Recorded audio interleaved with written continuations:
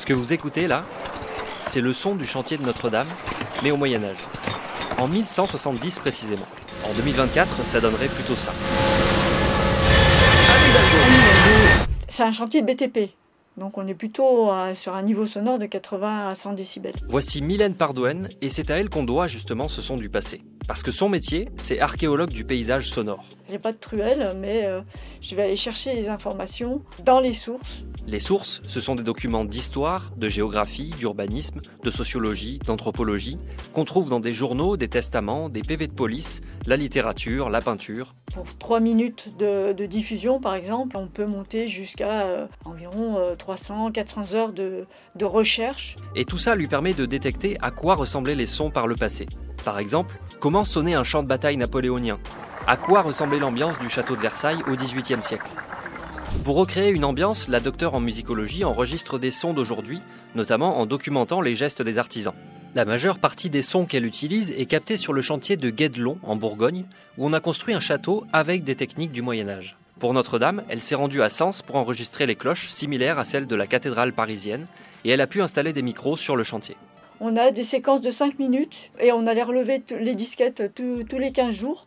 Donc on a 5 minutes de chaque heure, jour et nuit, pendant un certain nombre de mois. Aidée par un ingénieur du son, elle agrège ensuite ses captations pour proposer un paysage sonore. La difficulté, c'est que si l'archéologie met au jour le passé, l'archéologie sonore doit recréer le passé.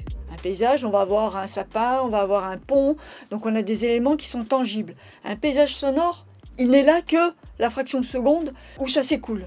Comme en archéologie, le paysage se compose de différentes couches, sauf qu'ici, elles se mélangent. Précisément, on en a 3. On a une couche qui s'appelle géophonie, c'est tous les bruits et les sons d'un lieu et les sons météorologiques.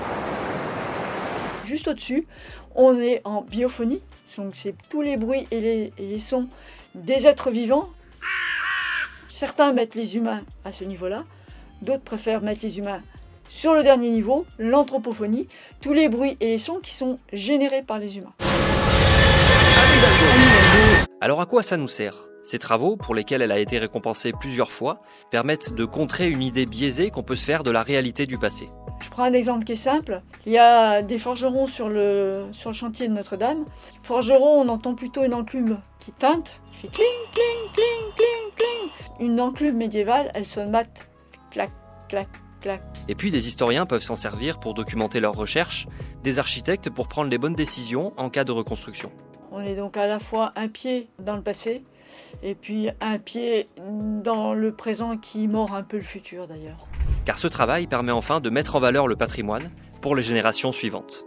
Pour en savoir plus sur l'archéologie sonore, c'est par là.